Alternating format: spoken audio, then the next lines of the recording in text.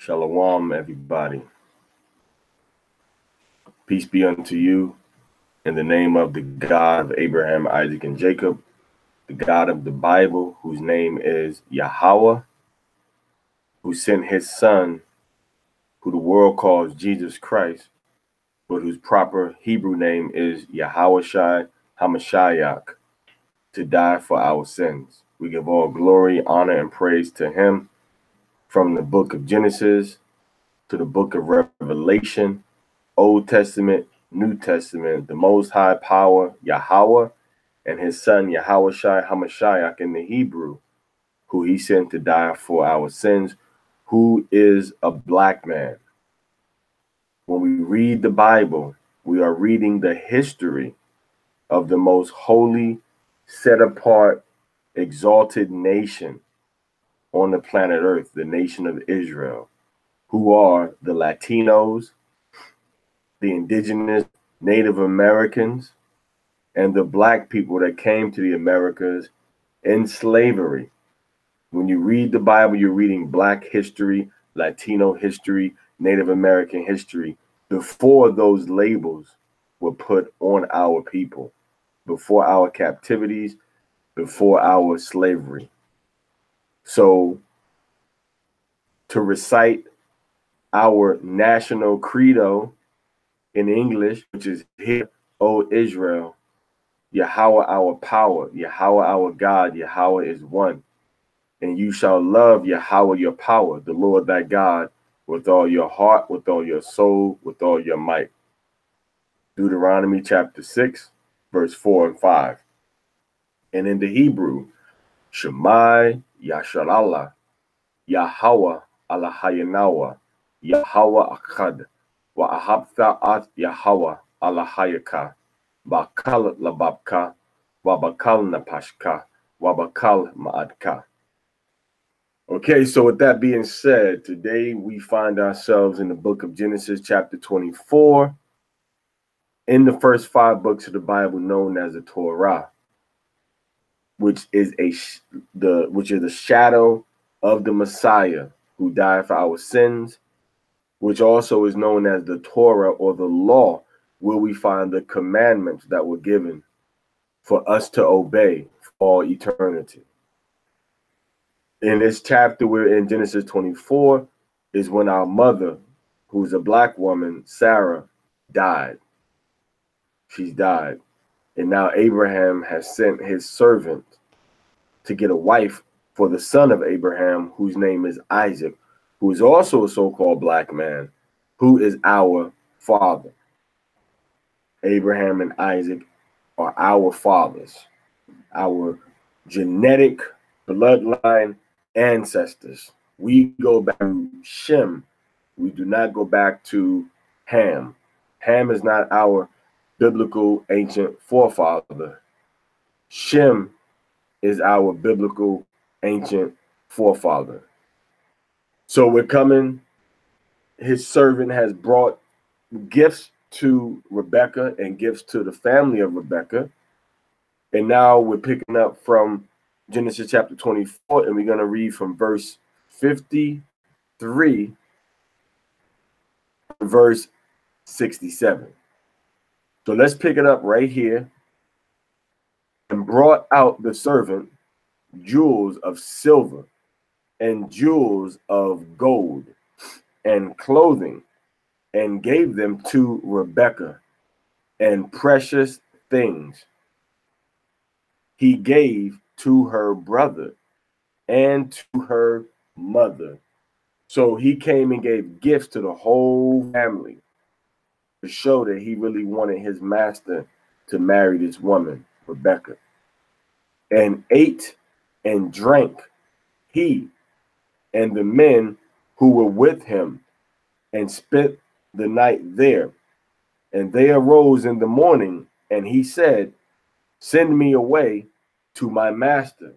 So they drank and they ate, had a feast all night, him and the men that were with him, which he had 10 camels that accompanied him on his journey. So he had a lot of men with him, a lot of gifts, a lot of provisions. He made sure that he was prepared for this trip to fulfill the will of his master, which is carrying out the will of Yahweh to give an offspring so that the Messiah can come through this family line. Now he said, well, let me go now. Since he spent one night, he said, let me go. Verse 55. Said her brother and her mother, let's stay the girl with us a few days, at least 10. After that, she may go. So they say, let her stay for a little while longer, 10 days, so she can go. All right. So this is how the servant of Abraham responded. And he said to them, not do hinder me.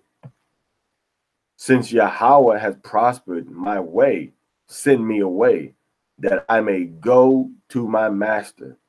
So he said, Yahweh has already given us the purpose of our trip. It's been fulfilled. So now we don't want to linger around. We want to take the blessing, respect and honor Yahweh for what he's done, God Almighty, and let's keep moving forward and go back and report to my master, Abraham. So when we're out there on a mission for the master, we have to stay focused on the mission. We can't be lollygagging. We can't be wasting time. We can't be trying to do a whole bunch of other things. All right, verse 57.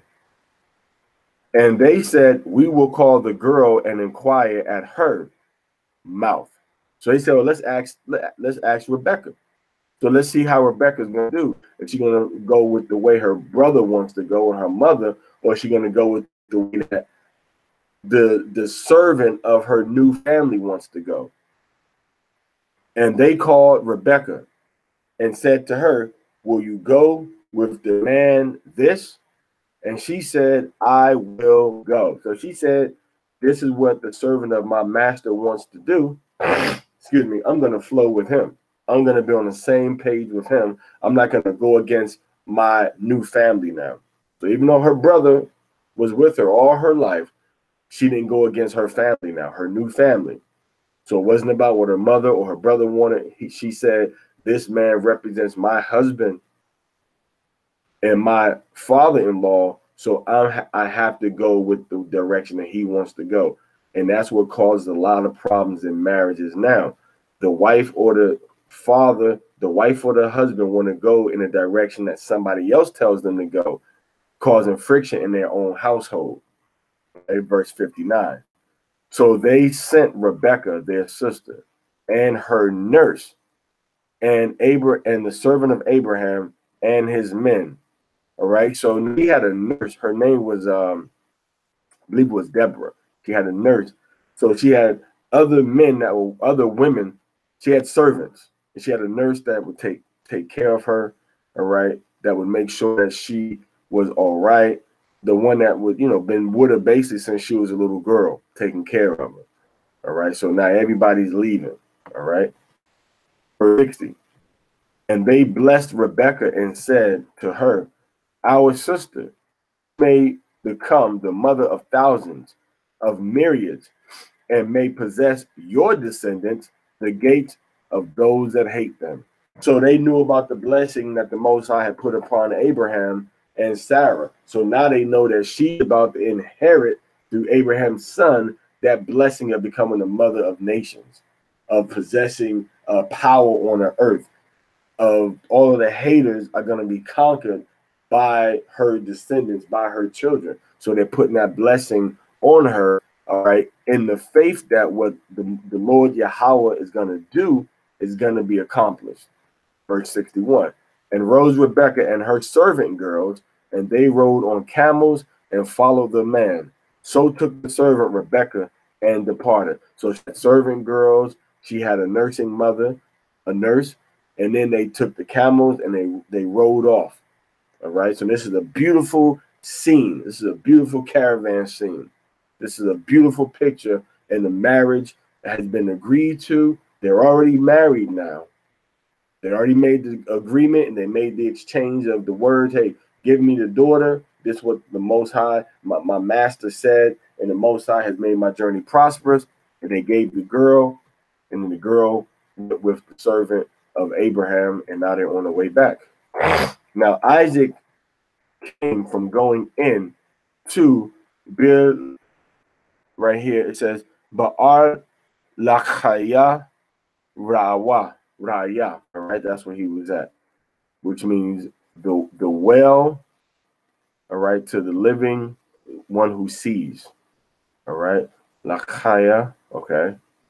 You may say it means let's see how they have this root word right here. Right? They don't have a root word there. All right, so that's odd. All right, so nonetheless, they don't have the root word there. That's okay. It says the well of the living one who sees me. Okay, so the well, Ba'ir Lachaya, to the one alive. Raya, of seeing, Raya to me. Okay. He dwelt in the Negev. So Isaac was in the Negev, and he came in from this well. Okay. He came from that area. He came from going, all right, and going back toward Negev. Okay. Verse 63. Verse 63. And went out Isaac to meditate in the field in the evening. All right. So Isaac went into the field, and Isaac was meditating. Isaac was communing. Isaac was relaxing. Isaac was just clearing his mind in the field in the evening. And he lifted up his eyes, okay, and looked, and behold, the camels were coming, and lifted up Rebekah her eyes. And when she saw Isaac, she got down from her camel. So when she saw Isaac, she said, now it's time for me to humble myself before my husband now. So she got off the camel because she didn't want to be higher up than he was. All right. So she humbled herself and got off of the camel. All right. So now he sees them coming, and she looks up and she sees Isaac. And then when she sees Isaac, she gets off the camel. Verse 67. For she had said to the servant, who is this man walking in the field to meet us? And the servant said, it is my master. So she took a veil and covered herself. All right. So she took something and covered up her body. Right? Covered up her body, covered up her head. All right. Which was customary, before the wedding. Before, she must think that she's about to consummate the marriage now, because when you look at the history of when Jacob married Rachel, he thought he was marrying Rachel, but he was really marrying Leah. Remember, Leah was covered up, so he thought he was really marrying Rachel. He thought he was marrying Rachel, but he actually was marrying Leah. So now she's covered up also. All right. There's only one of them here now. Verse 67. And told the servant Isaac all the things that he had done. So he told him the whole story about the gold, about the dream, about the water, about the camels. Now, here's what Isaac does now. And brought her, okay, Wayaba'aha, and brought her Isaac, and Isaac brought her, all right, Ahalha, into her tent, Shara.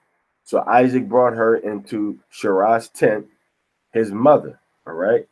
Wayakwak means to take.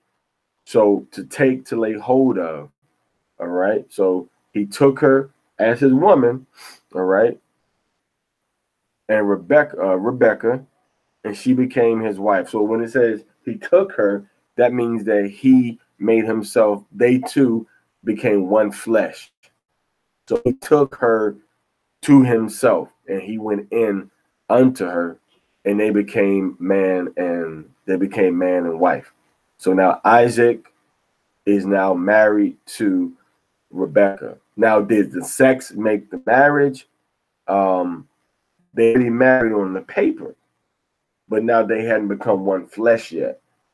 So now they became one flesh. Once he what it says, why you quack? He took her. Why you quack ath rabakwa wa tahaya and became lawa. All right, la asha. So she became his wife. Now they have the paperwork. The families are in agreement. All right, the families are in agreement. They have the paperwork. So she belongs to him now. And then he takes her, has sex with her. She becomes his wife. All right. Next part of the verse. Wa ya ahab ha. And he loved wa yanakam. All right. And was comforted Yatzakak Isaac Akaria after Amwa, after the death of his mother. All right. Amwa. And it's Pa. All right. So after his mother's death, he was comforted by his wife, his new wife that he just took, Rebecca. All right. So that's pretty much the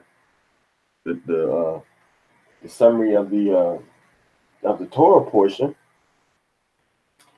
Not too complicated,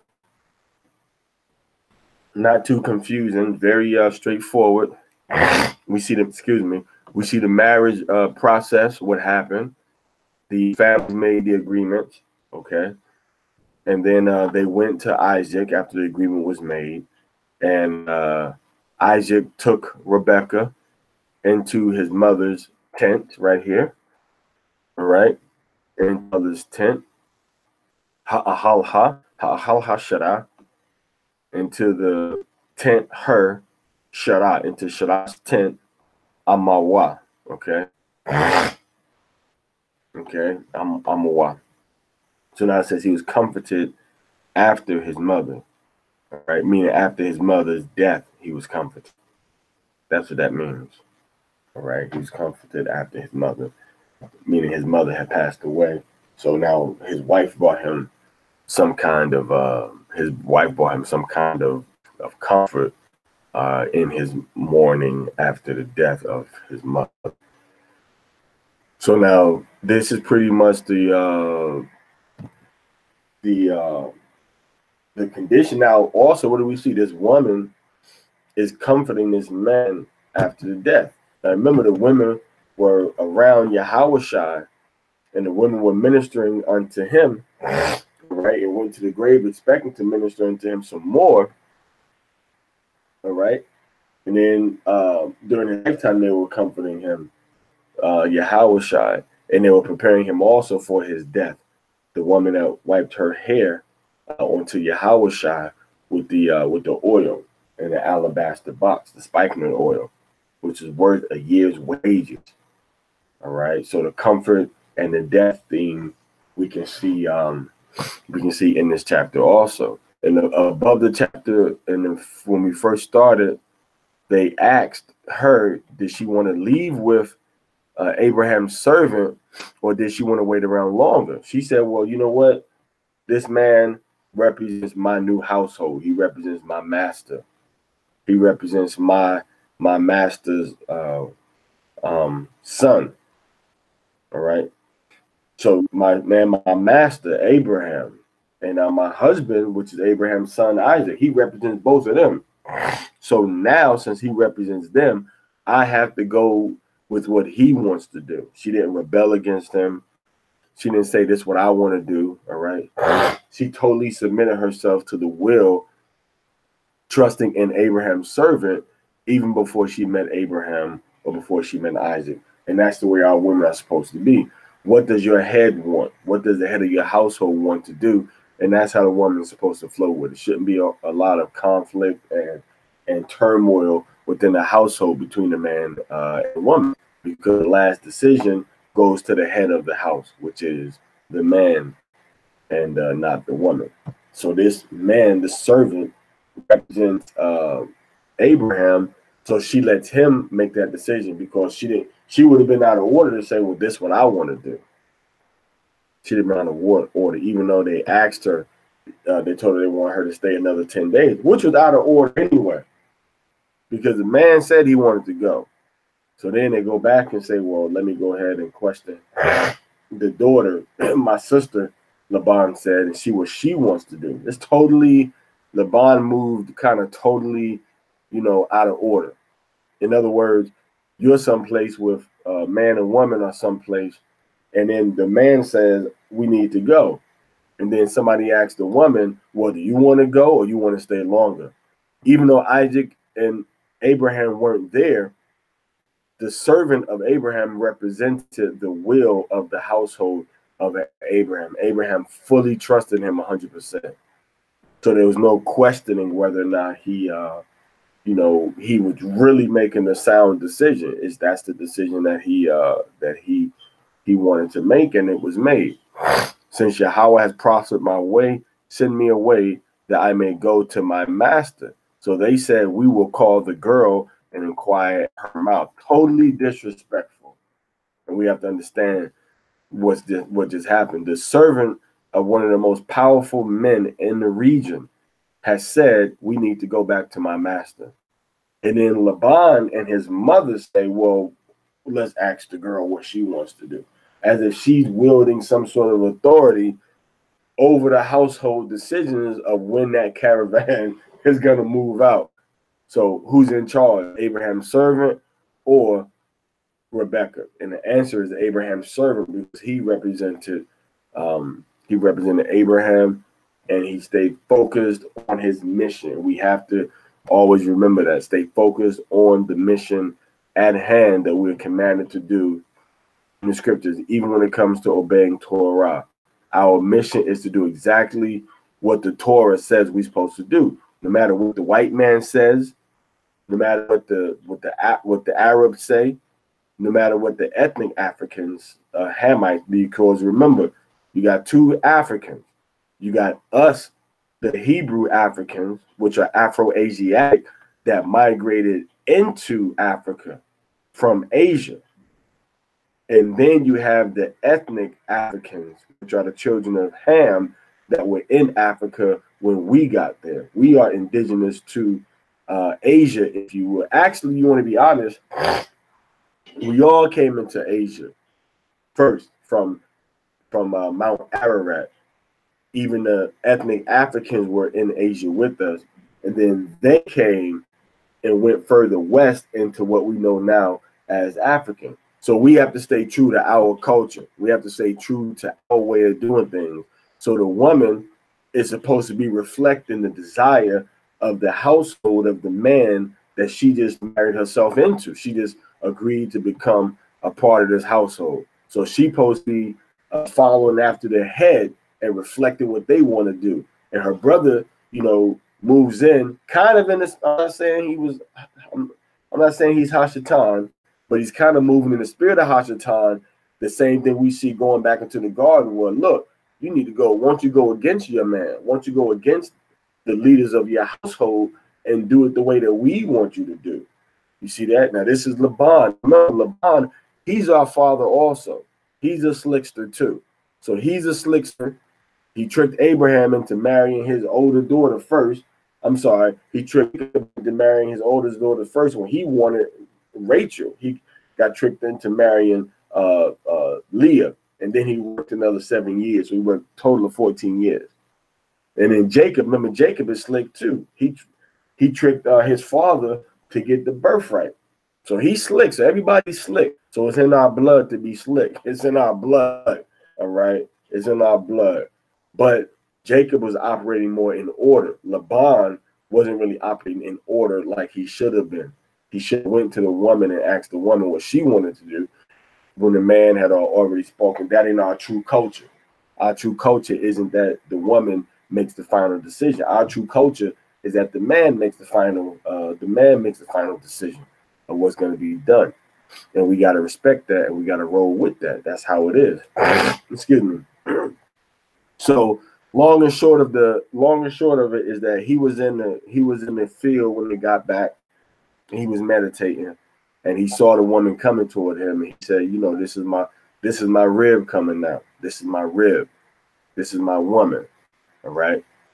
So he took her into his mother's tent, and when he went into his mother's tent, he became one with her. All right, because his mother, Rebecca, remember, she just passed away. She just died. Now hold up. What's the knowledge we can get from this right here? And brought her into and brought her. Okay, it says wa yaba'a yatzakak ha ahalha shara amawa wa yakwak at rabakwa wa watahaya lawa la asha.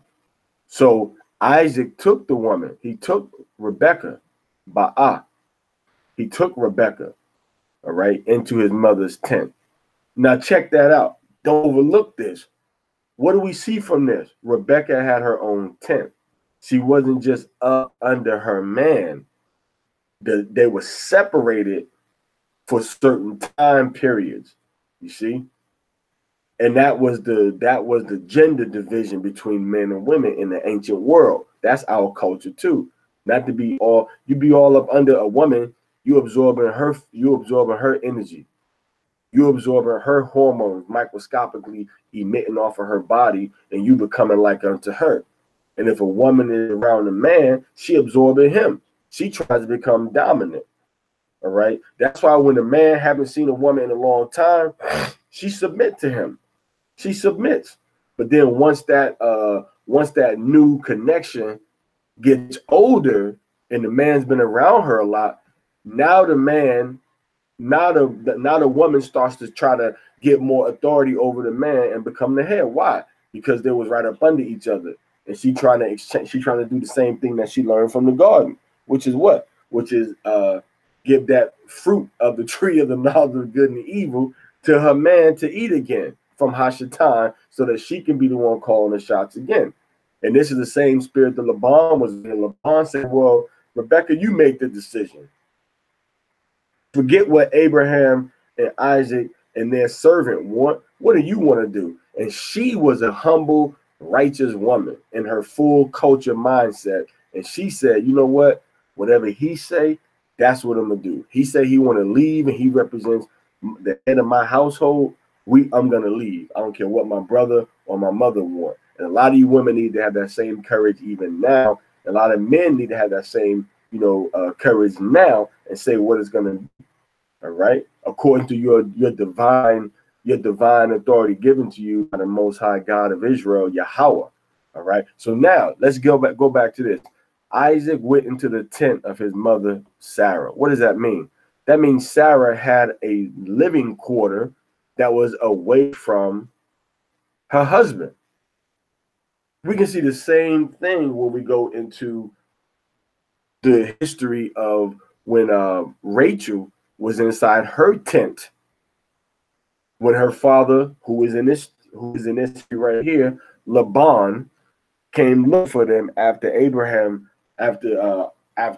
Jacob left, because Laban was robbing him of his money, he felt. So Abraham left. All right. So it tells you that Laban went into, I'm sorry, not Abraham, but Jacob left, and Jacob's wife, Rachel, was in her tent, and her father came into the tent. Her father, Laban, came into the tent and said, do you got any of the idols from my household? She lied, and she said, no, I don't got none of the idols from your household. But she had one inside of the furniture for the camel, but she was sitting on it, and she told her father, well, I can't get up because I'm on my period. So the father said, you know what? Okay, cool. And he left about the tent.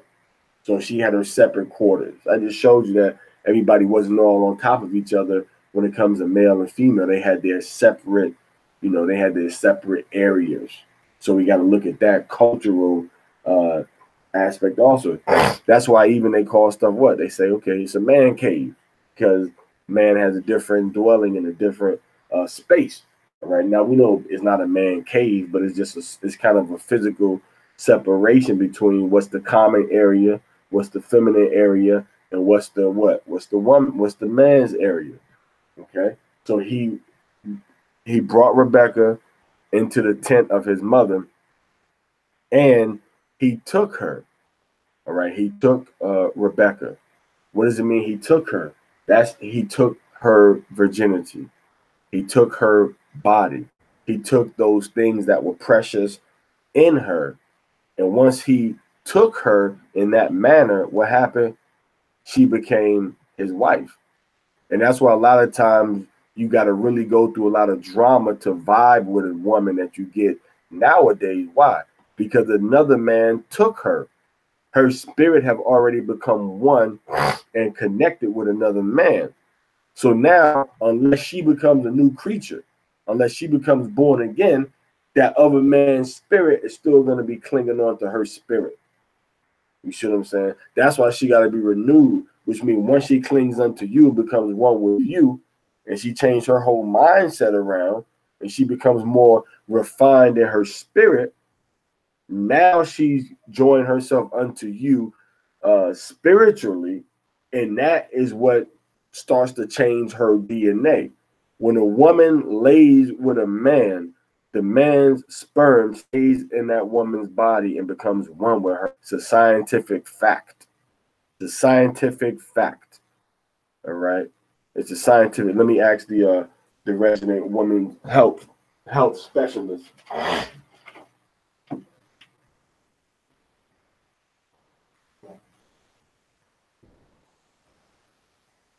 So I got to give some information now. But I believe once the woman, when the woman has laid the man, doesn't his sperm, stay in the woman's body?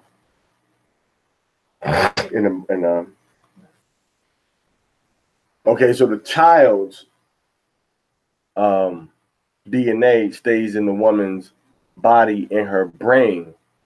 All right, but now that's what definitely happened. The child's DNA code from that man stays in a woman. All right, now of course, scientifically, the sperm is going to stay inside the woman's body too. All right, the sperm is going to stay in because it's two. That's what the scriptures talk about when they say they become one again. So if the woman is not a virgin, it's going to be harder for that woman to become one with that man because she's already become one with another man. But our mother Rebecca, she became one, and she's totally the woman. Now, once you see that bond there, okay, once you see the bond there, all right. So now, so she's connected with the mother. So the vibration from the man's mother is the vibration that's now his wife, meaning now it's a nurturing spirit from the mother onto the woman now. So the woman gotta have that nurturing spirit. All right. She can't have a butchy spirit and want to run and control the man. She gotta have the nurturing spirit, how the mother had, not when the baby was being bad, but when the baby was being born and the mother was nurturing and nursing and taking care of, and those instincts were high. How when she heard the baby crying, she would start to kind of become kind of swole up, and those glands would become active, saying, hey, it's time to feed the baby. And if the baby wasn't near and she heard the baby crying, then it would still have that release. You see? So that's the instinct that the woman is supposed to have toward her husband to provide that nourishment. This goes back to Adam, when the Most High said that he shall rule over you and your desire shall be unto him. This is old science going way back into when our father Adam was first put with our mother Hawa or Eve. Okay, so now the mother vibration is now connected with his wife, which is Rebecca. All right, so now they're on the same vibe now. He took her into his mother's tent, so she's looking around like, okay, and that's gonna make her be more circumspect too. Okay, this is his mother's tent. I got to be more respectful. I got to try to fill in these shoes, so to speak. All right. So now he takes her, meaning he takes her virginity. He takes her body. Okay. He lays with her. And what happens? She becomes, okay? She becomes his wife. She becomes totally his now. She's totally unto him. Now, once that oneness takes place, and once the vibration of the mother is on the wife, the nourishing vibration is on the wife. I'm gonna take care of you. All right. I'm gonna nurse you, so to speak, you know.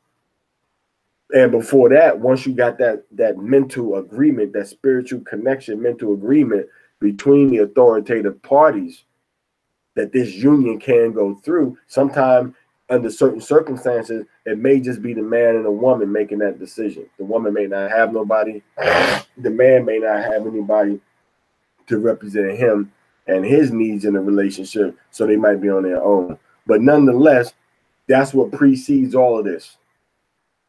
All right. So the agreement is made. They're going to become one. The vibration, you know, of the mother to nourish the man is now on the wife. All right. And once that happens, the man takes the woman. So it's a step. The man takes the woman. And once the man takes the woman, he loves himself. And once he takes that woman, what happened? It says, Waya ahab ha. And he loved her. Waya ahab ha. All right. So now he loves her. So now that connection with the woman, now he has full love for her. All right. He has full love for her. Oh, yeah. Okay. So then it says, Wayanacham, and he was comforted. All right. So he loved her and he was comforted. Isaac was comforted after his mother. See, after his, now right here, they say in the English Bible, I believe this after his death. Okay. But death is mawath. This doesn't say mawath. This says mother right here. And then it says his. All right. This says mother right here. That says mother, which is or ama. And this one says his. So his mother.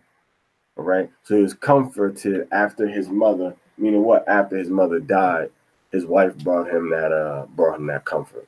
All right. So so in that hard time, he turned to the woman, and the woman was able to fill, you know, those shoes.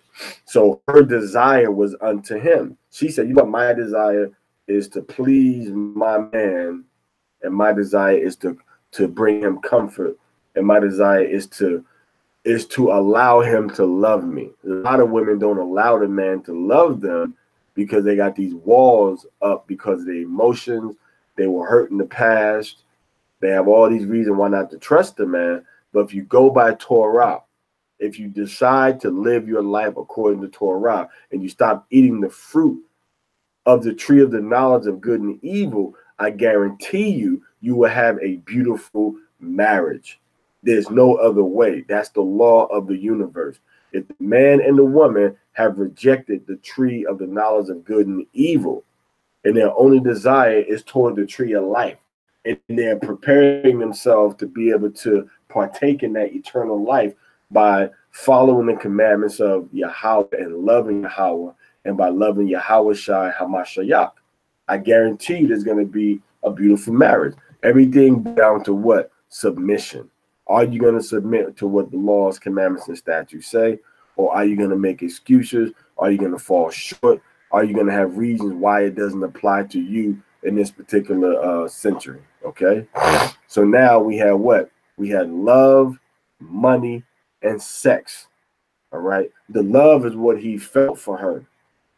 The money is what was exchanged and given to her and given to her brother and her mother and her father so that they could get married. And then the sex is when he took her righteously. You see, when a man lays down with a woman, it's either righteously or it's wickedly. So if he laid down with the woman in order to make her his wife, in order to perpetuate their relationship, that's righteous. If he laid down on her just to, you know, just to have an ejaculation, just to feel good for a moment, that ain't righteous. All right, that's wicked. That's not righteous. That's not how we're supposed to be doing, males and females with each other. Once the men and women lay down together, they're supposed to become one. Now, the man can become one with more than one rib, but only one rib can fit into the body of one man. One rib fits into the one. This one rib fits into his body. It doesn't fit into the body of another man. It doesn't, because she's not divided. She's not one with that man, that second man. Now she's not one. All right. That's where you get the word payalagas from, meaning a division, which is where you get the word concubine from. The concubine in Hebrew is payalagash. All right, which in the root of that is palag, which means division. All right, so there has to be that that oneness between the man and the woman, and now he took her, so he made himself become one, and she allowed him to take her. She voluntarily submitted herself unto him, and for doing this, the Most High said, "What? What was her blessing?" All right, what was her blessing that she got from her people before she left? Okay, they say akatnawa. He said atha chayei. He says la alapia. Then he says rababah wa yayashar zarika ath sha'ir shana Iowa. All right. So you're going to become you will become, all right, that same vibration and righteousness. All right. May you become, all right. May your energy, your vibe, your spirit, your mitochondrial DNA. And that's what we have from her. We have this mitochondrial DNA. If we want to go that route, okay, we have a piece of her inside of us right now to this very day. Right now to this very day, we have a piece of her because she went ahead and she made Jacob. And Jacob is our father. So there's a piece of Jacob inside of all of his sons, and we all come from one of his sons. All right. So thousands and many. Okay, Rabbah means a lot, a whole bunch. Okay. So we will be in the possession. We would be in the possession of what? Of the gates of our enemies. That means we're going to totally control the political, economic, social, all of the aspects of those that hate us. We're going to control their gates. That means we're going to control their going out. We're going to control their going out and they're coming in. We're going to control their resources, what they have and what they don't have. We're going to control the government that they're in. So this is the deep aspect that we have to look at. That if any person, any group, any nation hates us, we're going to possess their gates. We're going to conquer them. Notice what it says. It tells her, it says Zadika. It says your seed. All right, may your seed possess the gate of their enemy. Okay? So that's what the blessing. That's the blessing that was put on our mother for what? For the humility and for the righteous spirit that she had, and that's the same spirit that we have to roll in. We have to submit to those that are in authority over us in the structure of the nation of Israel. We got to submit to our husbands. As a woman, the woman got to submit to her husband.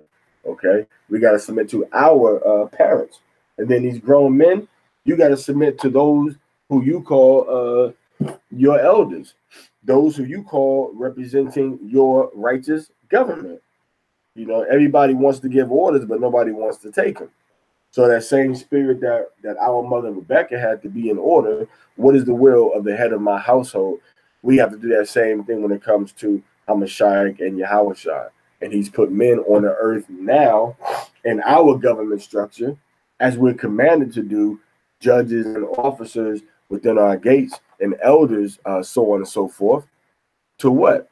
To bring the nation into order, to bring the nation back to Hamashiach, back to Torah, so we can get stronger and get up out this captivity. Remember, because Christ, Hamashiach, Yahushua, Christ is a black man with woolly hair, dark brown skin, and his people are brown skinned people from straight hair to woolly kinky hair also. All right. And we, the blacks, Hispanics, and Native Indians in North, Central, South America, and the Caribbean, we are the children of Israel, as well as some of the Igbo, some of the Ashanti, some of the Kukuya over in some of the brothers and sisters over there in Kenya, some of them, and the CD that went to India, and the Shidi that are in Pakistan, and the Kafir that are in Sri Lanka. These are all scattered groups of Israelites. All right. So I think that that's really gonna bring everything to a head in terms of our Torah portion for today. I really thank you in the name of Yahweh Hashem Habashak Yahweh Shai for joining me this evening. All right. So the Most High name, his name is Yahweh. His son's name is Yahweh Shai, and the Holy Spirit is Rakah HaKodash. All right, and we must return unto the Torah, and we must return to the laws, commandments, and statutes of the Bible that were given to Moses. Right. So may the Most High Power Yahweh bless you. You can check out the website banya12.com.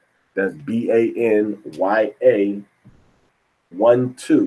12.com for information about prayers, information about the tribes, and just different tidbits of information and large portion of information to help us become stronger and edify us in our walk toward on the road to salvation, following behind Yahweh Shai Hamashiach. All right, so all my peoples, man, I love you. May the Most High Power Yahweh be with you. You know, this ain't no, this is real black history we dealing with here. This ain't white, watered down, Protestant Catholic understanding of the Bible. This is the so-called black man who is the true Jew and Israelite on the planet Earth, teaching our book to our people as only we can teach the understanding of it, because the other nations just don't have the swag that we have when it comes to the word of the Most High Power. The Spirit does not work with them like it works with us. All right. So may the Most High be with you and bless you in the name of Yahweh Shai Hamashiach. All right. Much love to everybody. Shalom Lakam. Hallelujah.